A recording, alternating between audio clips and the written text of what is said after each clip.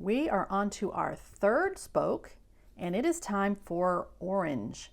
And I'll admit, orange is not a color that it wouldn't be the first color I pick if you asked me what my favorite color was, but I am excited to use this beautiful orange with this kind of interesting kind of greeny yellow. That's a very interesting combination. So this beautiful Lessian Cosmos Seasons thread, I'm really excited to see what it looks like. The first lines that I'm going to stitch on this spoke are going to be these curly Q lines, and then I'm going to do the outline of this. I'm starting to think of it as like the shield part of the spoke, you know, this outline shape right here. And why did I choose to do those lines first? Well, I am going to be stitching using a whipped back stitch for those areas. And so I thought it through, and I thought, you know, a whipped back stitch. In fact, let me talk for just a second about why you would choose to do one area first versus another area. And I see a lot of questions from beginners. They are trying to figure out, you know, how to start stitching. Like, where do I start? Do I start with this area or this area? Well, there's a couple of factors to keep in mind. For instance, this one, I'm thinking about the physical act of having to stitch these stitches. And if I did a bunch of stitching around these lines that I know I want to have as a whipped back stitch, because I know I'm going to have to be putting the needle, you know, flat against the fabric and coming in from the side and going underneath another stitch. Well, if I have a bunch of stitching around that, I'm going to have to work harder to not, you know, catch it on this side. But more importantly, if I have you know, let's say I'm doing this line along here, and I know right here I'm going to have a bunch of daisy stitches later. So there's going to be stitching right up next to this line. And so let me move up here so you can see. So same thing, a lot of stitching right here, a lot of loops of thread, and I want to stitch this line. If I'm trying to go like this and stitch under these back stitches, it's going to be hard to not catch the tip of the needle in all these stitches that are right here. So if I do them first, this line is done, and then I can just stitch these without worrying, because they just go, you know, the needle goes in and out. I don't have to scoop the needle under another stitch next to it. Does that make sense? Same thing up here. This is going to be a whipped back stitch, and same thing. I don't want to have to avoid like this line. If I did this one first and I'm trying to go this direction, it was going to be really hard to get that needle under these stitches but avoid going underneath these stitches. So that is one reason to think through your stitching about why you would do one area first versus another. Sometimes, not on this piece, but sometimes, like I say, you're doing a flower. Although it doesn't have to be a flower. Anything that the stitches need to be in front of other stitches, like physically in front of. Like if I do a bunch of stitching and then I want to do French knots that show up on top of that, it is hard to stitch around French knots. So I would do the other stitching, like the solid area of stitching first, and then come up through that stitching and add my French knots. So let's take a flower again. If you have like the center of a flower, and let me think, if I'm doing like the petals that are right up next to the center of a flower, it just depends. I mean, you just have to kind of think it through. You know, do you physically want one color, one type of stitch to sit on top of another stitch? If so, do the back one first and then do the one on top. That's kind of logic, but sometimes you have to think it through.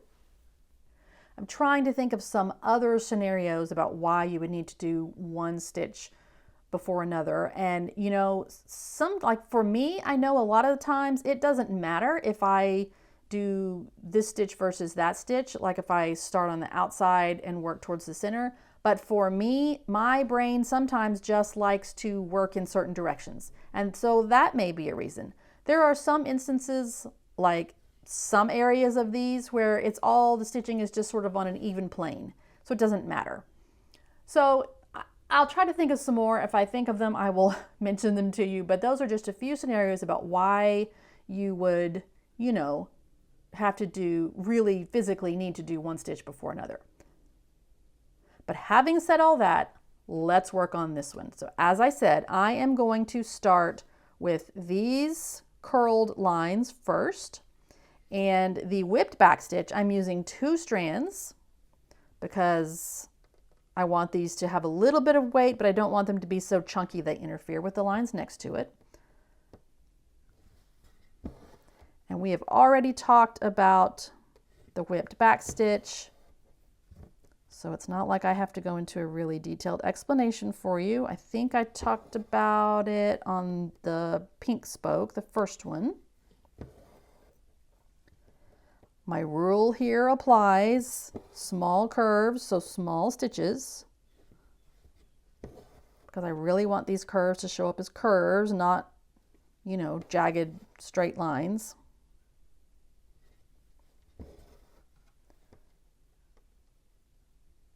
But I think I've already said everything there is to say about whipped back stitch on the first one. It's excellent if you are doing lettering, because if you want a smooth line,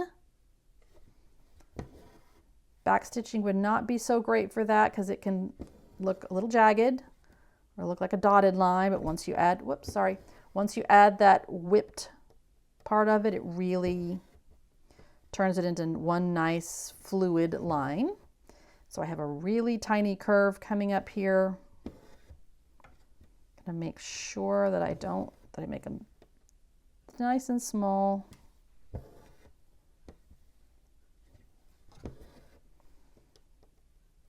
think 2 more stitches will get this. So just if you want to compare length of stitches, I don't know, I mean, you know, let me just count how many stitches is here. So let's see, 1, 2, 3, 4, 5, 6, 7, 8, 9, 10, 11, 12 stitches for that little line. So if you've done this and you have like 6 stitches, those stitches might be too long, okay? So maybe that's a good way to gauge. But now I'm going to do the whipped part. Get that knot out of the way in the back. Oops, okay. So this is the part where I'm talking about if I had already stitched this line right here, it would be really hard not to catch the threads on that line or go under those 2. And on curves, when you're whipping your back stitches, you just because you're sort of changing directions, if it helps you to change the direction of your hoop, but you just have to keep in mind which direction you are bringing the needle under the threads. So on here, I'm going to tell myself I'm always coming from the inside of the curve. So here's the inside of the curve, but I want to make sure that I don't go over that thread. That's not what I'm doing here because that's a different stitch, so don't want to go over that one. Having to change hands here because it's in the way. Don't want to go over that thread. Now I can switch back to this hand, I believe.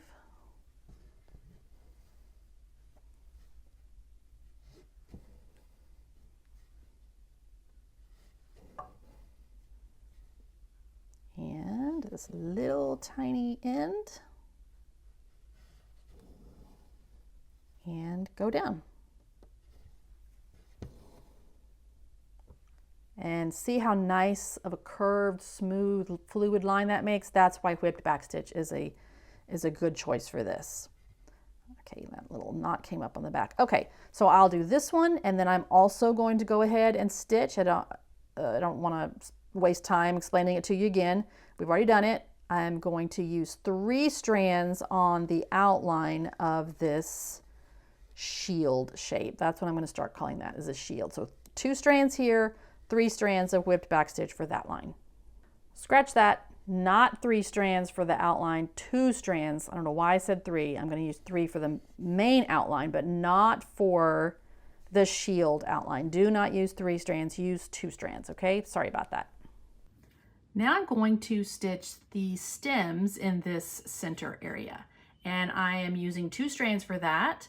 And for the same reason, again, about why I would do these first, you know, eventually they're going to have, see like these 3 little teardrop shapes. Each of these stems is going to have some daisy stitches made to look like leaves. And so I want talking about, previously I was talking about, you know, I want something to recede and something to be in front. Well, I want the stems. I need them to be there, obviously, but I want them to be, they're less important than the little leaves that'll be on top. So I'll do the stems first, and then I'll do the daisy stitches. Now let me talk here for just a minute about why I did not put all of the little teardrop shapes on the pattern. Because daisy stitches are kind of notorious for being a little bit difficult to get into the perfect shape. So if I had drawn every single teardrop, it would be hard for the thread to cover, for each daisy stitch to maybe completely cover all of those white lines. So often when I am doing daisy stitches on patterns, I just draw the stems and then I just stitch the daisy stitches. I don't draw the actual teardrop because it's hard to cover that little teardrop shape perfectly with a daisy stitch. So that's why the actual teardrops are not there. But now on to stitching the stems.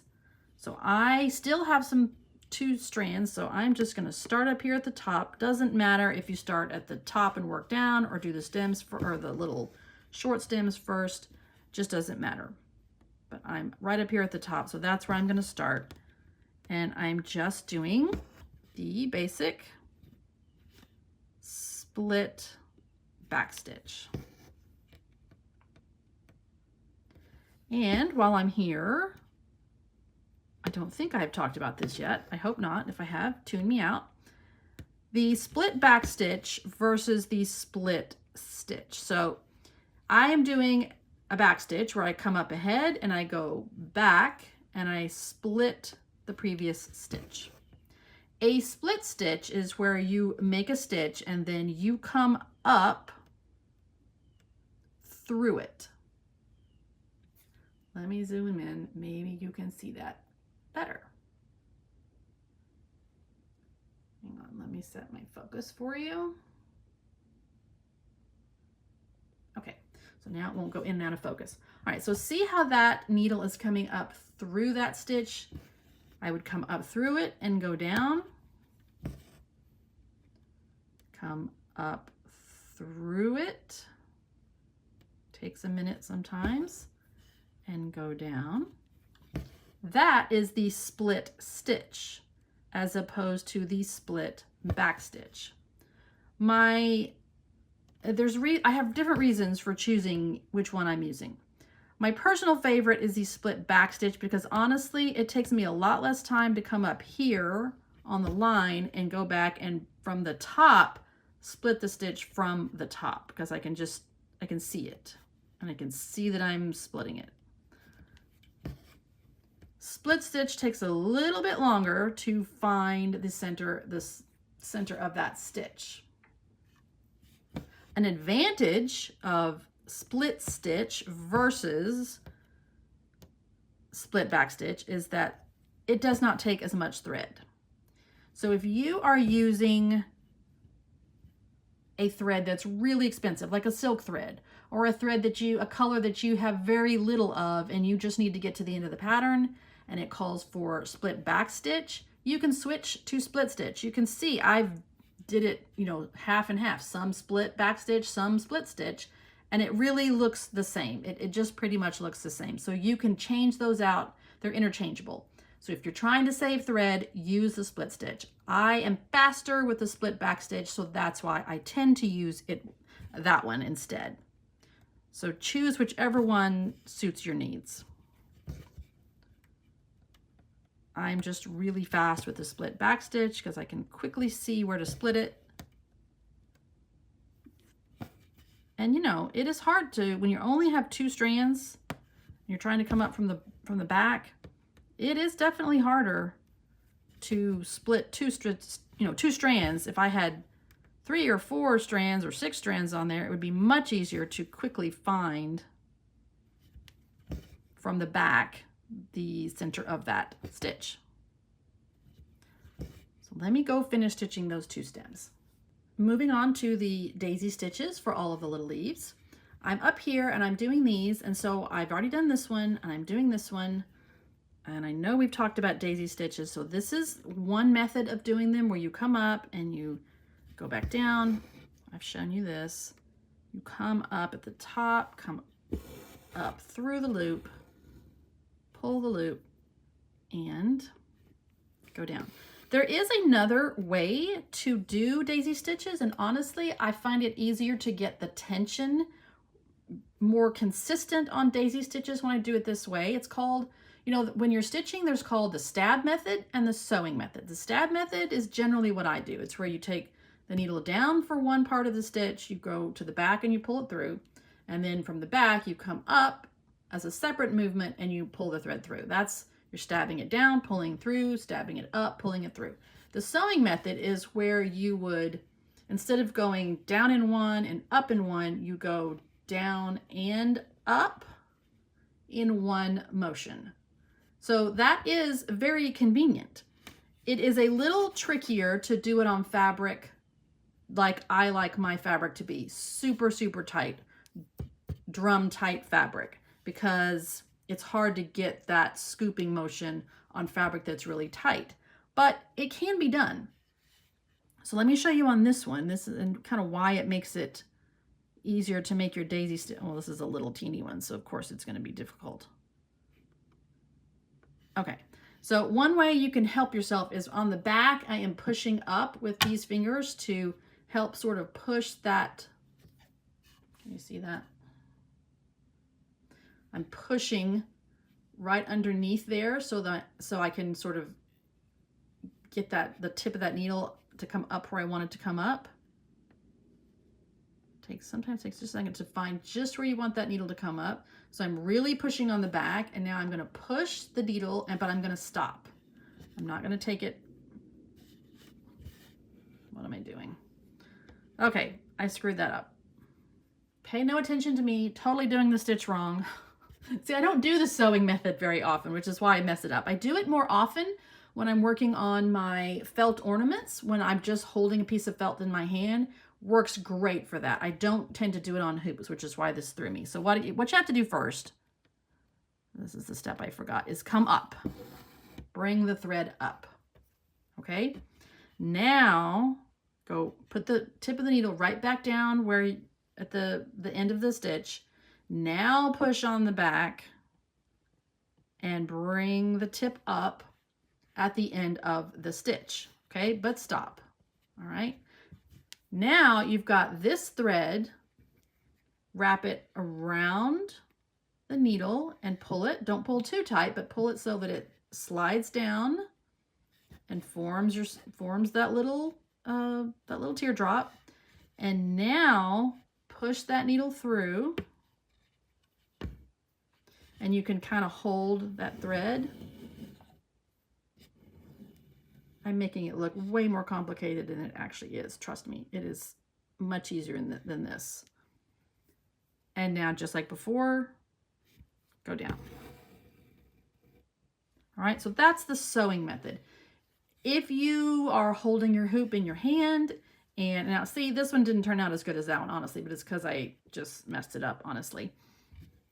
Let me try it again. Let me see if I can redeem myself. So I'm going to come down here, look on the pattern. But it's really simple. There's a daisy stitch on each end, and then one on this side and one on this side. A daisy stitch on this end, one on this side, one on this side. These are going to be kind of tiny because they're really crammed in here. But let's come up and do this one first. So you come up, put the needle down, push on the back. And this can help you determine the angle of your daisy stitch too. So I want it to be, well, it doesn't really matter. I need it to fit, right? So I'm just going to come up, pushing on the back like that. Don't push the needle all the way through. Wrap it around. Hold it in place. It makes it easier, honestly. Like I said, it is a little trickier when you're working on a tight hoop. And there you go. That one worked a little bit better. So now I will do one over here. And when you are just guessing about where to put the next daisy stitch, make sure you come down on the stem far enough. If I started here and tried to make a daisy stitch, it's going to be way, way up at the top. I want the angle of that stitch to be way down here. So the stem, the point where that leaf touches the stem is way down here. It's not way up here. But I got to come up first, so come up down there. Go in, push up, wrap around, hold the thread. Oops, caught the other stitching.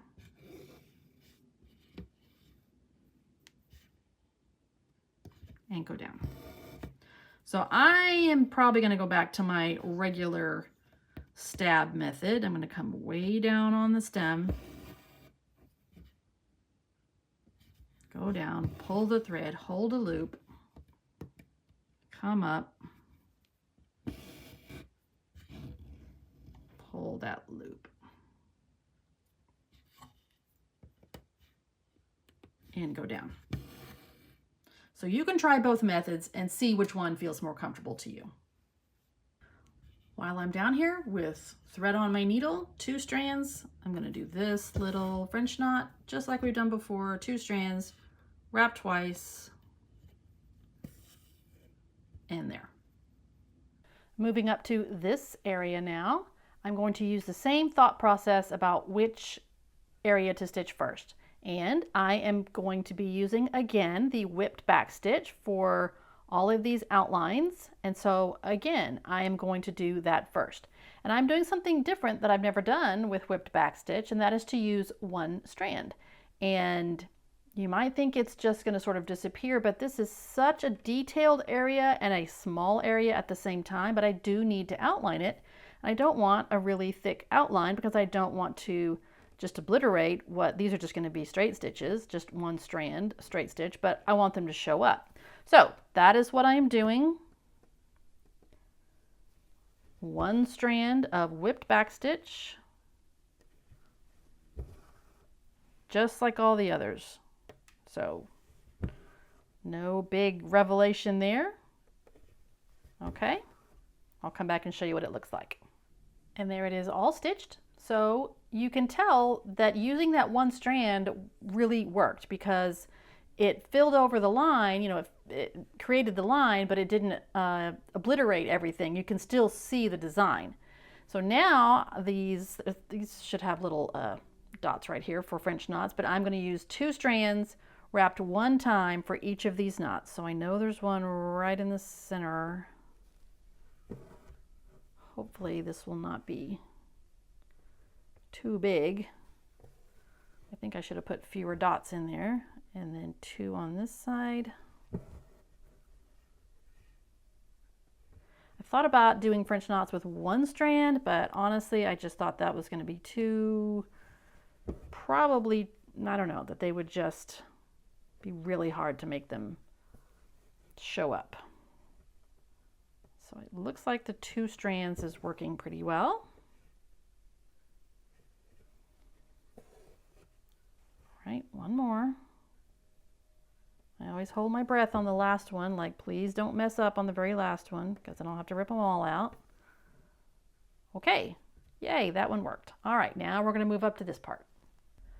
For these teardrop shapes, yes, I could do a daisy stitch, but this one in the middle in particular is a little bit big. And you know what? A daisy stitch would work fine. You could get it to work. But I decided to try something a little bit different, and the quote-unquote stitch that I'm using is one that I call a tiny leaf stitch. Now, there's no such thing as actually like a tiny leaf stitch. I have used it before on tiny leaves, and I'll be honest, these are obviously not leaves, and they're not necessarily tiny, but I'm going to use it here anyway. And I'm going to draw it for you because I can just do that much faster than I can stitch it for you, and it's easier to see. So let's say you have there is your teardrop shape. So this is probably also maybe technically a satin stitch, but it is stitches that are worked in a very specific order. And that order is, you can start on the left or the right, that does not matter. But I just say I start on the left. So I'm going to start about halfway up or so, particularly because this is a long, you know, a skinny, tall, skinny teardrop. And I'm going to come up and I'm going to go down right here at this point. And I'm going to come to the other side, come up and go down.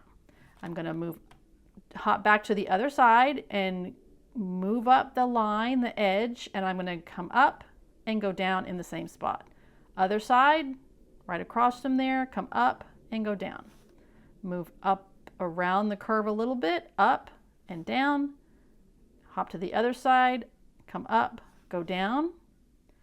How big your teardrop is determines how many of these you will do. So let's say I have one more.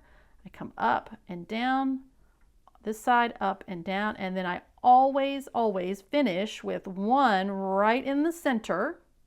And particularly on this tip here, I always make sure that I come well outside. Oops, sorry, ignore that. I come well outside the line, so the pattern line that I've drawn, and I come right down the center. And so what this does is it makes it symmetrical, because if I had started on the left and gone all the way around in the center and then worked down, the right side would be kind of on top of the left side. The stitches over here would be on sort of gradually building up on top of the stitches that you did first. This way they're even on both sides, and there's a center one that creates kind of a ridge. It doesn't really create a ridge, but when you do it, you'll kind of see more what I'm talking about. That last center stitch really just completes the whole thing. If I was doing a shorter, squattier teardrop shape, I might start like here. I started about halfway up here. I might start more like here.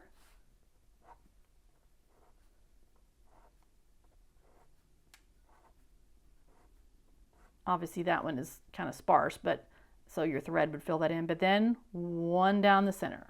So does that make sense? So let me show you on these. They're all skinny, but that middle one is a little bit wider. So I think, well, here's what I'm going to do. I think I'm going to use 2 strands for the ones on the side and on this side, and I think I'm going to try using 3 strands on the one in the middle, because I really want it to be, to be more prominent. But we'll see.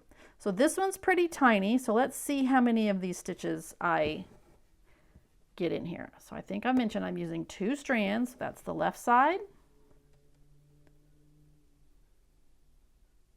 And the right side. And I always go down in the same spot there at the bottom point.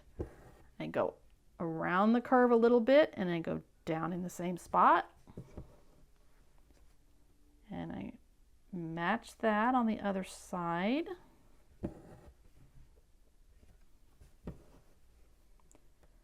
And this one's pretty tiny. I think I'm going to try to do one more stitch on this side, one more stitch on this side,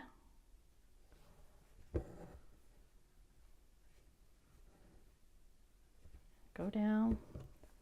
And then I have the final one that goes down the center. Make sure I come well outside the line so that when I pull the stitch this way, it covers it up, and go down right in the center. All right, so all those stitches building up creates like a little rounded, if you're looking at it from the side, it would be like a rounded shape, like a little hill. So let's do this next one. So that was 1, 2, 3 stitches on each side. Since this shape is a little bit larger, you'd think I'm going to get maybe 4 stitches on each side. So let's see if that's the case.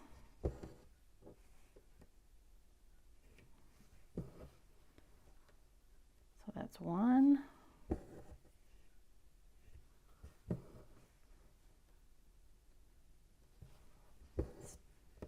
2 stitches up the side.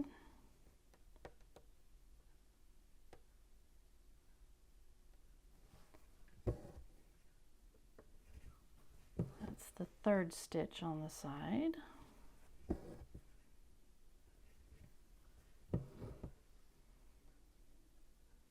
Here's the 4th one. And the 4th one over here. that going to be enough? I think so. We will see. Yeah, I think it's going to be pretty good. There, okay. This one is skinnier, so let me see. I'm going to start halfway up, and it's going to kind of visually run into that one that I just did. That was really just that one, that second one being fatter was really just my tracing not being exact. That's okay.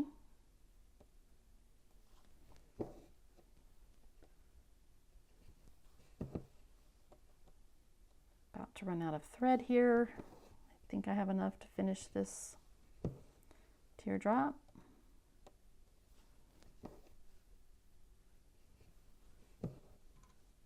That is the third stitch on each side. And let's see. I am gonna try to do one more on each side.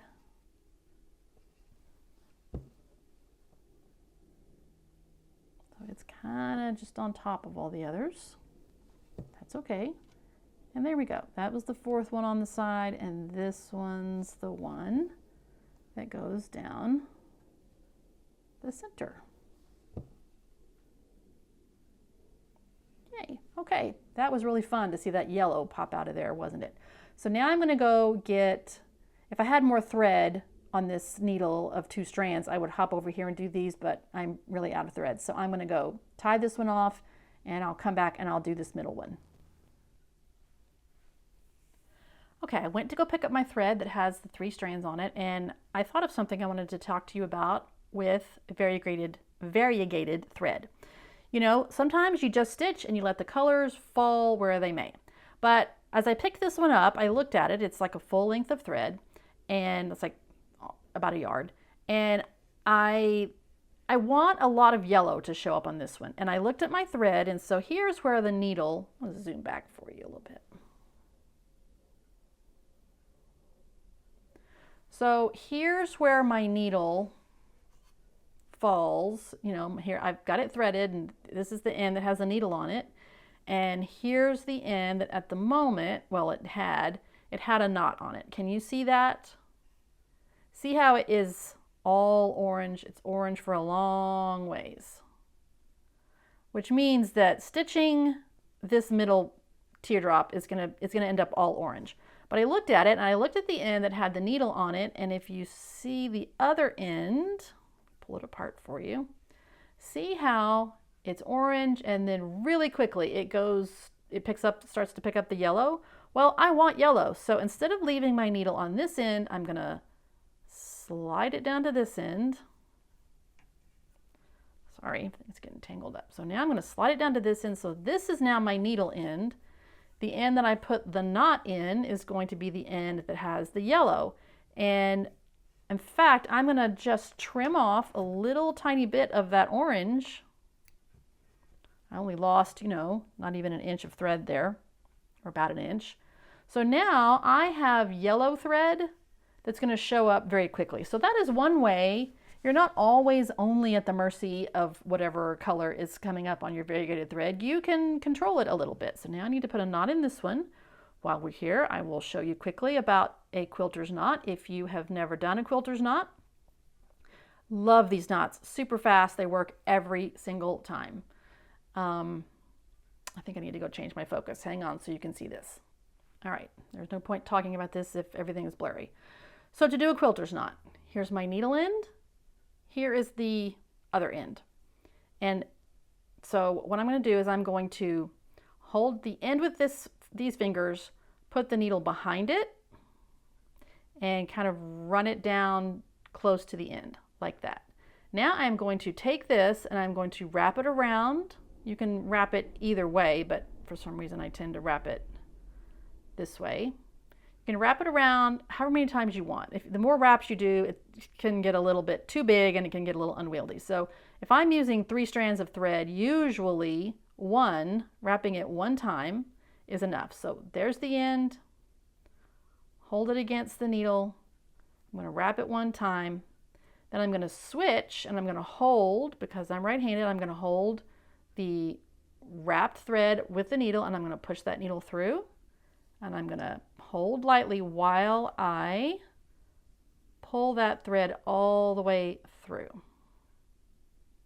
And there is my knot. See that? All I have to do now, and I always make sure I do this because I trim off this little tail. Sometimes the more you do it, you can be really exact with it and you can get that knot right on the very end. But I trim these off very short, because if I left them there, those little tails, as I'm continuing, if I stitch next to it and I bring the needle up, sometimes the needle and thread will catch those little tails and pull them to the front, and that's annoying. So I always trim those off. So now that's how to control your color and do a quilter's knot. Back to the middle teardrop. I have 3 strands on my needle now. So I'm going to start, because it's fatter, you know, there's wider across, I'm going to start a little bit lower down on the teardrop.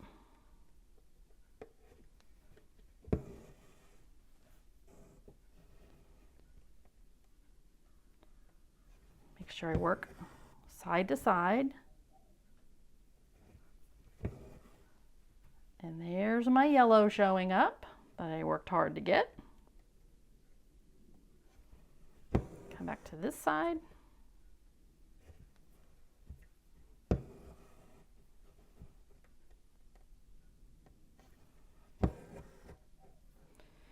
And there's a knot on the back. Let's see if I can get it to work. Yeah, oh, it came right out. Imagine that. Whew. All right, that was lucky.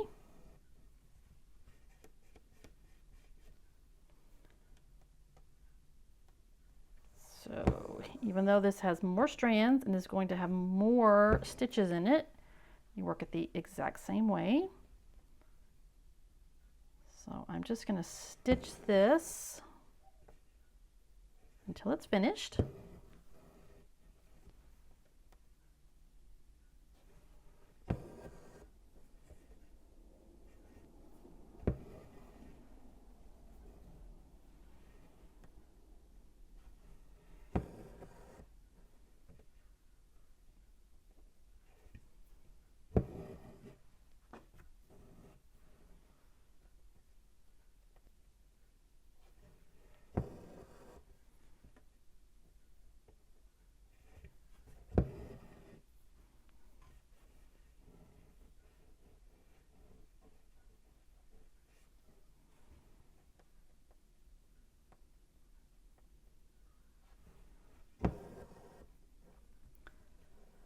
So I'm going to show you what I just did there. Maybe you noticed it. So when this is a great trick for satin stitch, but it's also working here because, like I said, this is very similar to a satin stitch. You can use your needle as a laying tool, and that is to get these strands to lay parallel to each other. So they lay flat, more flat like a ribbon and not twisted up. So let's say that I've come up and I'm going down. And if I pull it, see if I can get them to twist. If I pull it and they're twisted, can you see how they're not really smooth right there? Well, pull them back out very gently. Don't pull the other stitches out. And so what I'm doing on the back is I'm holding the threads that are coming out the back with this hand so I can pull them like this. I'm putting my needle under the loop. So I'm pulling it, a little bit off the hoop, and so the fabric. So now I'm going to I'm holding onto the back so that the thread doesn't come out.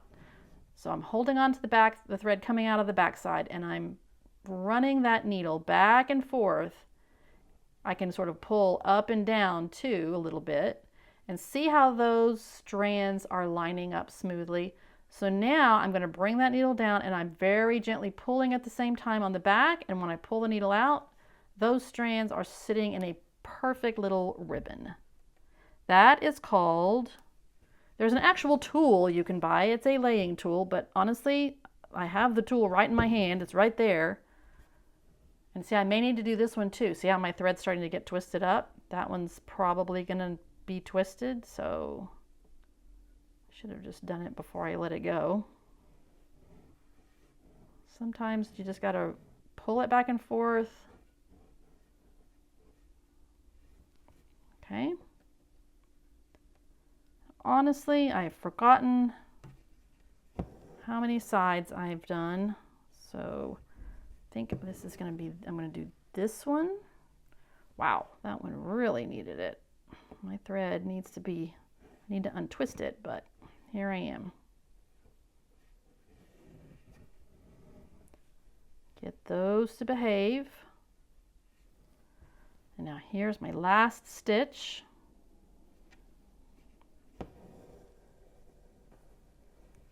Sometimes you can run your fingers down the thread to get them all lined up, but I have a feeling I'm just going to go ahead and, since it's the very last, that very important stitch that sits right in the center. Whoops.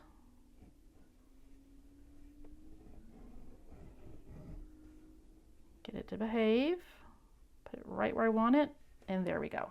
Okay, so that's the middle one with 3 strands. Just continue on the other side, go back to 2 strands for these 3, and you know, these have lost a little bit of the exact teardrop shape, but in this orange variegated thread, it's kind of looking like flames, and honestly, I'm loving it. I think that's really cool. They don't look like leaves, and they don't look like teardrops so much, but they do look like flames, and I think that's a really cool effect. You know, on the outline stitches, or the outlines of the previous 2 spokes, we did some kind of fancy stitches, some slightly more complicated. On this one, I decided to just do a good old chain stitch. And it's just going to show you that something doesn't have to be super fancy or technical to be effective. A couple of things to know about the chain stitch on this outline. Remember how on the pink spoke down here, we started at the top and worked down one side, and then ended it and then came back to the top and worked down? Well, we're going to do just the opposite here. We're going to start at the bottom and work up to the top and stop here. So that's what you can see that I've already done. And so now I've started on this side, and the reason for that is I'm doing here just the what I call traditional chain stitch or regular chain stitch, not the reverse chain stitch. If you're doing reverse, you can do it however you want, but when I do regular old chain stitch, I like to start here and work away from me. That allows me to control this thread and pull it this way, and I have a little bit more control over the tension.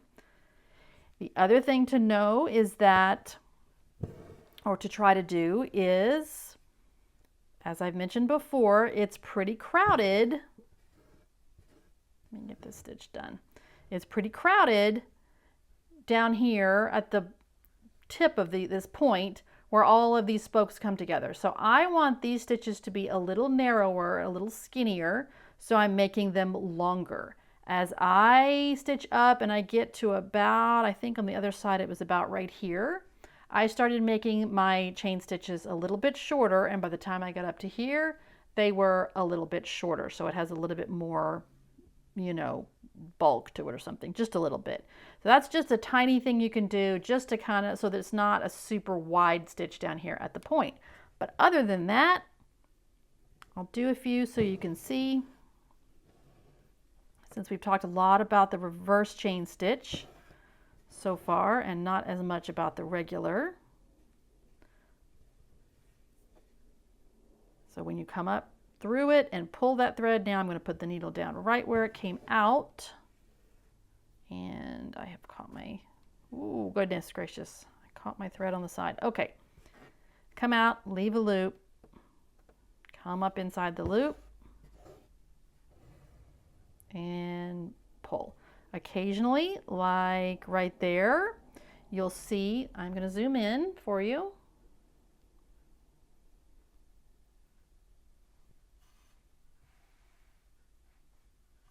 You'll see that the strands get a little bit uneven, like that one.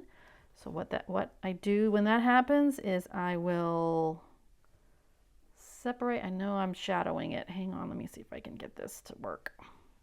So I separate the strands and I pull on one and see if that fixes it. And that, of course, is never the first one you choose, right? And then I pull on a second one.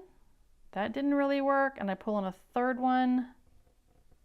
And I think, well, which one was it? Hard to tell, but that kind of got them straightened out. So if your strands are ever not the same tension when you come pull that needle through, sometimes it helps if you leave a smaller leave a smaller loop, so you're not pulling this long length of thread or pulling the thread through this long loop. Why do I keep saying hoop? Loop. Okay. But other than those couple of things, it's just the good old chain stitch.